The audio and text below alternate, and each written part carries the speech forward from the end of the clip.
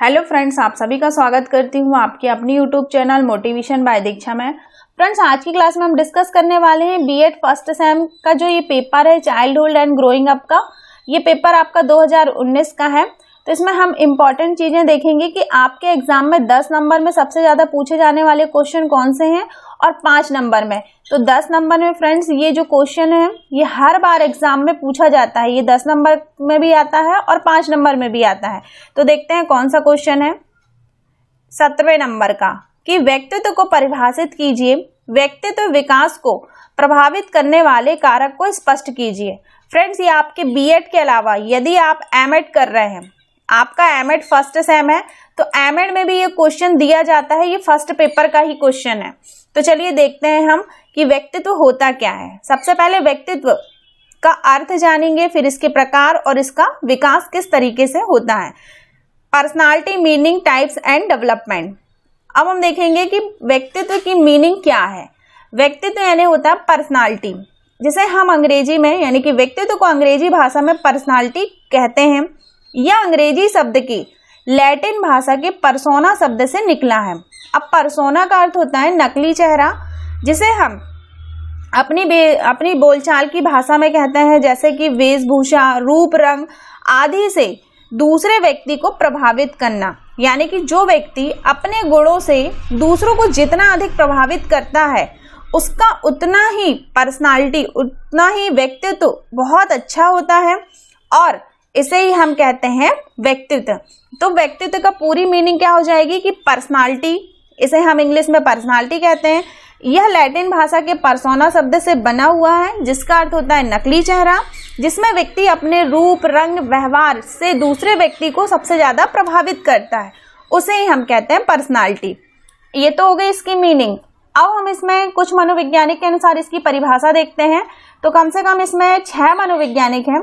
आपको जिस भी मनोवैज्ञानिक की परिभाषा बहुत अच्छी लगती है तो आप उसे लिख लीजिएगा। तो पहली है बारेन जी के अनुसार। तो बारेन जी ने कहा है व्यक्तित्व व्यक्ति का संपूर्ण मानसिक संगठन है जो उसके विकास को किसी भी अवस्था में होता है। यानी कि पर्सनालिटी एक क्या है, संपूर्ण मेंटल डेवलपमेंट है जो विकास की 7 अवस्थाएं होती हैं। वो किसी भी अवस्था में अपने आप को कैसे दूसरों के प्रति नेचर रख रहा है, उसका व्यवहार कैसा है, तो वो किसी भी अवस्था में हो सकता है। ये हो गई पहली डेफिनेशन। दूसरी है वुडवर्थ। तो वुडवर्थ ने कहा है कि व्यक्ति के व्यवहार के समस्त गुणों को व्यक्तित्व कहते हैं। यानी कि यदि आपका व्यवहार दूसरे के प्रति अच्छा है तो उनके ही गुणों को हम क्या कहते हैं, पर्सनालिटी कहते हैं। Personality is the total quality of an individual behaviour. यह आपके बिहेवियर पर डिपेंड करता है, क्या, व्यक्तित्व। अगली डेफिनेशन है डैसील।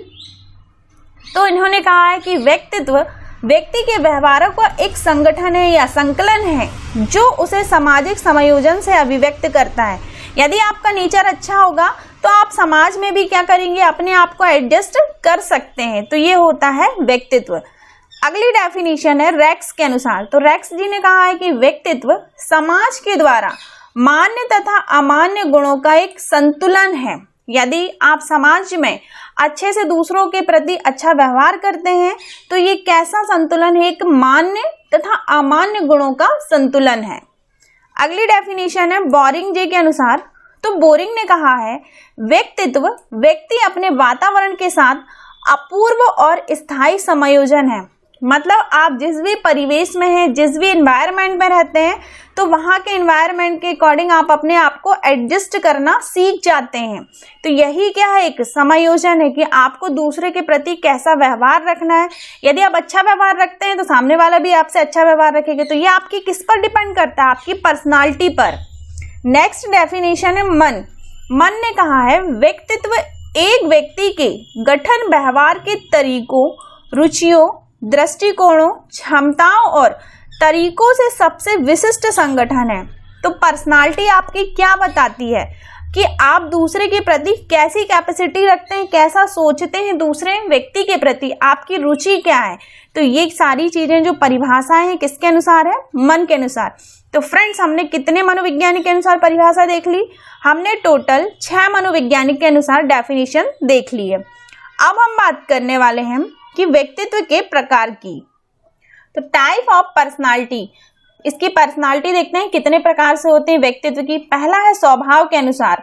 तो स्वभाव के अनुसार क्या है कि इन्होंने 4 प्रकार बताए हैं व्यक्तित्व के। पहला तो है मंद, दूसरा क्या है उदासीन व्यक्तित्व, तीसरा है क्रोधी और चौथा है आशावादी। इनमें देखते हैं कि मंद मतलब क्या आएगा। मंद व्यक्तित्व कैसे होते हैं, धीमे होते हैं, निर्मल होते हैं, उत्तेजित होते हैं। उदासीन व्यक्ति कैसे होते हैं, ये लोग हमेशा निराशावादी रहते हैं, हमेशा उदास रहते हैं। क्रोधी, ये लोग क्रोधित होने वाले व्यक्ति होते हैं कि इनको थोड़ी सी बात में जल्दी ही गुस्सा आ जाता है। आशावादी, ये हमेशा प्रसन्न रहते हैं। आशावादी तथा शीघ्र कार्य करने वाले होते हैं, मतलब हमेशा हैप्पी रहते हैं और जो भी काम इनको दिया जाता है वो बहुत जल्दी से इन काम को कर लेते हैं। तो ये किसके अनुसार हो गया, व्यक्ति के स्वभाव के अनुसार। तो स्वभाव के अनुसार कितने प्रकार के होते हैं, 4 होते हैं, मंद, उदासीन, क्रोधी और आशावादी। अब हम सेकंड देखते हैं शारीरिक रचना की दृष्टि के आधार पर। तो शारीरिक रचना की दृष्टि के आधार पर भी ये कितने होते हैं, 4 होते हैं। पहला है एथलेटिक, तो ये शक्तिशाली होते हैं, चौड़े कंधे एवं सीने वाले होते हैं, इनमें समायोजन की क्षमता बहुत अधिक होती है और कार्य करने में भी रुचि लेते हैं। सेकंड है पिकनिक, ये छोटे मोटे शरीर वाले होते हैं, ये दुर्लभ होते हैं तथा सामाजिक गुणों के विकास वाले होते हैं। तीसरा है एस्थेनिक, तो एस्थेनिक यानी कि ये लंबे पतले शरीर वाले होते हैं और ये दुर्लभ होते हैं, ये दूसरों की निंदा करते हैं और अपनी निंदा के प्रति हमेशा सजग रहते हैं। नेक्स्ट है डिस्प्लास्टिक, तो ये शरीर की रचना की दृष्टि से मिश्रित व्यक्ति वाले व्यक्तित्व होते हैं, जिसे हम कहते हैं डिस्प्लास्टिक। ये तो हो गया शारीरिक रचना की दृष्टि से। अब हम देखते हैं सेल्डन जी के अनुसार इन्होंने शरीर को कितने प्रकार से बताया है कि व्यक्तित्व में। पहला होता है गोलाकार शरीर वाले, दूसरा है आयताकार, तीसरा है लंबाकार और बस इन्होंने 3 ही बताए हैं। तो गोलाकार शरीर वाले वे होते हैं जो अत्यंत कोमल किंतु दिखने में मोटे लगते हैं और इनका पाचन संस्थान विकसित होता है और पेट बड़ा होता है। आयताकार, इनका शरीर संगठित तथा सशक्त होता है, इनकी खाल पतली होती है, शरीर भारी व मजबूत होता है। लंबाकार, ये व्यक्ति शक्तिहीन, लंबे, पतले, दुबले तथा कमजोर होते हैं और अपने कार्यों को फुर्ती तथा शीघ्रता से करते हैं। ये किसके अनुसार है, सेल्डन जी के अनुसार इन्होंने 3 बताए हैं। फिर नेक्स्ट 4th है बार्नर का वर्गीकरण, तो इन्होंने शरीर की दृष्टि से स्वस्थ, अविकसित शरीर, अपरिपुष्ट, स्नायुविक अंग रहित, सुस्त एवं पिछड़ा, मंद बुद्धि, मिर्गी रोग से पीड़ित, स्नायु रोग। तो ये किस में आ जाएगा कि शारीरिक स्वास्थ्य की दृष्टि से कौन कौन से होते हैं। फिर आपका 5th है थर्नडाइक के अनुसार, तो थर्नडाइक ने इन्हें 3 भागों में बांटा है। पहला है सूक्ष्म, प्रत्यक्ष और स्थूल। नेक्स्ट है टर्मन का वर्गीकरण, तो टर्मन ने बुद्धि लब्धि के आधार पर व्यक्तित्व के कितने भाग बताए हैं, प्रतिभाशाली, उप प्रतिभाशाली, अति उत्कृष्ट बुद्धि वाला, उत्कृष्ट बुद्धि वाला, सामान्य बुद्धि वाला, मंद बुद्धि वाला, निर्मल बुद्धि वाला और मूढ़ बुद्धि तथा जड़ बुद्धि का। ये किसके अनुसार है, व्यक्तित्व कितने प्रकार के होते हैं, टर्मन जी के अनुसार। फिर नेक्स्ट 7th है स्प्रेंगर जी के वर्गीकरण के अनुसार है ज्ञानात्मक, सौंदर्यात्मक, आर्थिक, धार्मिक, राजनैतिक और सामाजिक। ज्ञानात्मक में क्या आएगा, दार्शनिक, वैज्ञानिक और आविष्कारक। सौंदर्यात्मक में कलाकार, चित्रकार, साहित्यकार। आर्थिक में व्यापारिक, उद्योगपति, दुकानदार। धार्मिक में संत, पुजारी, भक्त आदि। राजनैतिक में राजनैतिक, प्रशासन में भाग लेने वाले व्यक्ति आ जाते हैं। सामाजिक में जो सामाजिक कार्यों में रुचि लेते हैं। अब 8वां है आधुनिक मनोविज्ञान के अनुसार, तो आधुनिक मनोविज्ञान के अनुसार इन्होंने व्यक्तित्व को 3 भागों में बताया है। सबसे फर्स्ट है भाव प्रावधान वाला व्यक्ति, जिसमें इमोशंस होते हैं, मैन फीलिंग। तो भाव प्रावधान वाले व्यक्ति कितने हैं, 4 है, प्रफुल्लित, उदास, अस्थिर और कभी कभी प्रसन्न एवं कभी कभी दुखी, चिड़चिड़े आते हैं, नाराज होने वाले तथा झगड़ालू इसमें शामिल होते हैं। क्रिया प्रधान व्यक्ति, ऐसे व्यक्तियों में जो रचनात्मक कार्य करने की प्रवृत्ति होती है, जो बड़े बड़े काम आसानी से कर लेते हैं और शीघ्र ही डिसीजन ले लेते हैं, जैसे कलाकार हो गया, मैनेजर हो गया, इंजीनियर, डॉक्टर, वकील आदि। अब फिर उसके बाद है नेक्स्ट 3rd विचार प्रधान वाले व्यक्ति, ऐसे व्यक्ति जिनमें विचार करना, तर्क करना आदि की प्रधान तथा बड़े बड़े दार्शनिकों, वैज्ञानिकों तथा गणितों के व्यक्तित्व गुण में पाए जाते हैं, जिसे हम कहते हैं विचार प्रधान व्यक्तित्व कहते हैं। अब ये जो आधुनिक मनोविज्ञान के अनुसार इसके कितने हो गए? आधुनिक मनोविज्ञान के अनुसार इसमें 3 हो गए, भाव प्रधान, क्रिया प्रधान और विचार प्रधान। अब देखेंगे 9th जो है युग का वर्गीकरण। तो युग ने कितने बताए हैं? 3 बताए हैं। सबसे पहले अंतर्मुखी व्यक्तित्व, दूसरा है बहिर्मुखी व्यक्तित्व और तीसरा है उभयमुखी। अंतर्मुखी में हम देख लेते हैं कैसे होते हैं अंतर्मुखी। अंतर्मुखी व्यक्ति ऐसे व्यक्ति होते हैं जो स्वयं रुचि रखते हैं, यानी कि आत्म केंद्रित होते हैं और बाह्य जगत में इनकी रुचि नहीं होती है, इसे हम कहते हैं अंतर्मुखी। जैसे लज्जाशील, कम बोलने वाले होते हैं। फिर सेकंड है पढ़ने में इनकी रुचि लेते हैं, समाज के मध्य में रहना पसंद नहीं करते हैं, हंसी मजाक पसंद नहीं करते हैं, क्रोधित करने वाले होते हैं, अपने विचारों को अपने तक ही रखते हैं, अधिक लोकप्रिय नहीं होते हैं, व्यवहारिक जीवन में कम कुशल होते हैं और इनके अंदर आत्मचिंतन होता है और जो दूसरों को प्रभावित करता है तथा चिंताग्रसित होते हैं। तो ये किसके अंतर्गत आ गया? आपका अंतर्मुखी। किसने बताया है? युग ने बताया है। सेकंड है बहिर्मुखी। तो बहिर्मुखी वे होते हैं जिनकी रुचि बाह्य जगत में होती है और स्वयं के प्रति कम रुचि रखते हैं, इसे हम कहते हैं बहिर्मुखी। मतलब ये हमेशा साथियों के साथ रहना पसंद करते हैं, उनका ध्यान सदैव वहाँ समाज की ओर लगा रहता है, इसलिए इनका जो आंतरिक जीवन है वो ज्यादा कष्टमय होता है। तीसरा है कार्य करने की दृढ़ इच्छा रहती है, बहादुरी कार्यों में रुचि लेते हैं। चौथा है शांत, आशावाद तथा परिस्थितियों के अनुकूल अपने आप को व्यवस्थित करने के लिए होते हैं और ये व्यवहार कुशल होते हैं, चिंता मुक्त होते हैं और ऐसे व्यक्ति जो है वो घबराते नहीं हैं और अधिकार, पद, प्रतिष्ठा पाने में अधिक पसंद रहते हैं। फिर है ये आक्रामक स्वभाव के होते हैं। कौन से व्यक्ति? बहिर्मुखी व्यक्ति। और सभी व्यक्तियों में विश्वास करते हैं तथा सरलता से इनके मित्र बन जाते हैं, लिखने का कम अभ्यास करते हैं तथा अच्छे वक्ता होते हैं। अब हम उभयमुखी की बात कर लें तो जिन व्यक्तियों में अंतर्मुखी और बहिर्मुखी दोनों गुण पाए जाते हैं उसे हम कहते हैं उभयमुखी। अगला नेक्स्ट देखते हैं हम भारतीय दृष्टिकोण के आधार पर। तो भारतीय दर्शनों में व्यक्तित्व के 3 प्रकार बताए हैं। पहला है संतोगुणी, दूसरा है रजोगुणी और तीसरा है तमोगुणी। संतोगुणी में व्यक्ति संत, अच्छे गुणों से युक्त, आदर्श तथा नैतिक मूल्यों में चरित्रवान होते हैं, जिसे हम संतोगुणी कहते हैं। सेकंड है तमोगुणी। तो तमोगुणी यानी कि कामी, क्रोध, आलसी, अमानवीय गुण वाले होते हैं। और तीसरा है रजोगुणी। रजोगुणी व्यक्ति इन दोनों गुणों के मध्य की स्थिति होती है। एक अन्य दृष्टि से व्यक्तियों में कफ प्रधान, पित्त प्रधान, वायु प्रधान बताया गया है और तीनों ही प्रकार के व्यक्ति व्यवहार, स्वभाव तथा चरित्र में एक दूसरे से भिन्न होते हैं, जिसे हम कहते हैं रजोगुणी। तो इस तरीके से व्यक्तित्व के प्रकार हमारे कंप्लीट हुए। अब हम देख लेते हैं कि शील गुण सिद्धांत एवं व्यक्तित्व को प्रभावित करने वाले कारक। ये पेपर में हर बार पूछा जाता है फ्रेंड्स कि प्रभावित करने वाले कितने कारक होते हैं, तो इसका मैं थोड़ा थोड़ा ही बताऊंगी क्योंकि वीडियो बहुत लॉन्ग हो जाएगी। पहला होता है अनुवांशिक कारण, दूसरा होता है पर्यावरण कारण और तीसरा होता है मनोवैज्ञानिक कारण। तो अनुवांशिक कारण यानी कि जो हेरिडिटी से संबंधित होता है, पर्यावरण एनवायरनमेंट से संबंधित होता है और मनोवैज्ञानिक यानी कि साइकोलॉजी फैक्टर से संबंधित होता है। तो इसका हम पॉइंट बस देख लेते हैं।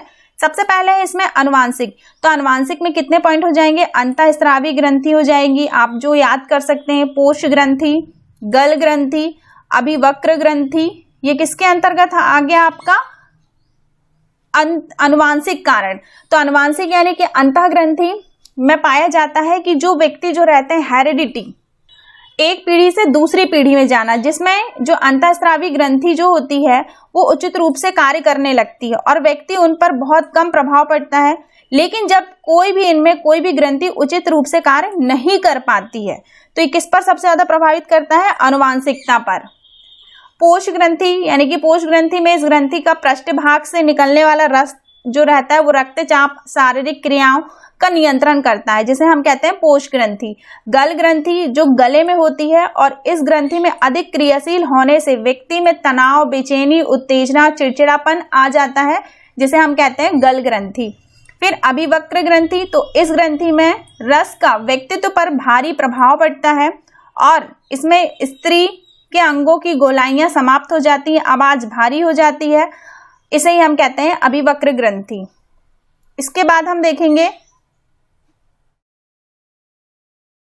ये आप इसमें कुछ पॉइंट बना के लिख लीजिएगा फ्रेंड कि अनुवांशिक कारण कौन कौन से होते हैं। अब हम दूसरा देखते हैं, कौन सा कारण है हमारा, पर्यावरण कारण। तो पर्यावरण के बारे में आप लिख लीजिएगा कि पर्यावरण दो शब्दों से मिलकर बना हुआ है, परिधन, आवरण। पहले इसका थोड़ा सा डिस्क्राइब कर लीजिएगा, उसके बाद इसके कारण बता दीजिए। तो प्राकृतिक कारण, सामाजिक कारण। प्राकृतिक कारण यानी कि जो प्राकृतिक चीजें हो जाएंगी, जैसे जल, भूमि, प्राकृतिक वनस्पति से संबंधित होती हैं।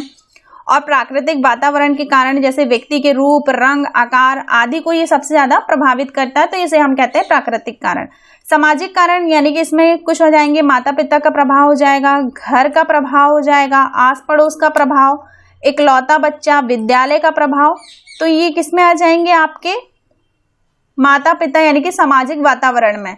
तो इसमें मनोरंजन के साधन, जीवन क्षेत्र का प्रभाव, आर्थिक दशा। तो कुछ इस तरीके से जो पॉइंट है वो आप लिख लीजिएगा। तो सामाजिक कारण जो माता पिता का प्रभाव होता है, समाज के लिए होता है, तन मन धन से बहुत ज्यादा प्रयास करते हैं कि हमारा बच्चा कैसा हो, अच्छा हो, एक्टिव हो। तो कहीं ना कहीं सामाजिक को भी प्रभावित करता है। घर का इन्वायरमेंट जैसा रहेगा बच्चा उसी के अकॉर्डिंग एडजस्ट होने की कोशिश करेगा। आस पड़ोस का इन्वायरमेंट भी सबसे ज्यादा इंपॉर्टेंट करता है आपके लिए। यदि एक लौता बच्चा है तो उसको माता पिता से सबसे ज्यादा प्रेम मिलता है, जिसके कारण वो कई बार बिगड़ भी जाता है। विद्यालय का प्रभाव रहता है, बच्चों में मनोरंजन के साधन, जीवन क्षेत्र का प्रभाव, आर्थिक दशाएं। तो इतने पॉइंट किस में आ जाएंगे, आपके पर्यावरण के अंतर्गत। तो पर्यावरण में दो हो जाएंगे, प्राकृतिक वातावरण और सामाजिक वातावरण। इसके बाद आपका जो तीसरा होगा मनोवैज्ञानिक कारक, तो साइकोलॉजिकल फैक्टर में आप लिख लीजिएगा बौद्धिक निर्धारक, और दूसरा आ जाएगा आपका संवेगिक निर्धारक। बस ओनली 2 बस बता दीजिएगा। तो बौद्धिक निर्धारक में आप इसमें लिख लीजिए कि जो बच्चों की जो बुद्धि रहती है, इसमें सोचने की जो क्षमता रहती है वो कैसी होती है। इसमें प्रतिभाशाली बुद्धि, मंद बुद्धि, ये सारी चीजें इसमें इंक्लूड कर लीजिएगा फ्रेंड। उसके बाद आपका संवेगिक कारण, तो संवेगिक कारण भी सबसे ज्यादा व्यक्तित्व को प्रभावित करता है और इसमें व्यक्ति के इमोशंस, क्रोध, भय, गुस्सा, ये सारी चीजें इस पर डिपेंड करती हैं। तो इस तरीके से जो पर्सनालिटी का जो टॉपिक है मैंने पूरा कवर कर दिया फ्रेंड्स आज की वीडियो में इतना ही है। फिर हम मिलेंगे नेक्स्ट वीडियो में नए टॉपिक के साथ। तब तक आप हमारे चैनल मोटिवेशन बाय दीक्षा पर लाइक करिए, कमेंट करिए एंड सब्सक्राइब करना बिल्कुल ना भूलिएगा friends. Thanks for watching, like and subscribe this video. Thank you friends.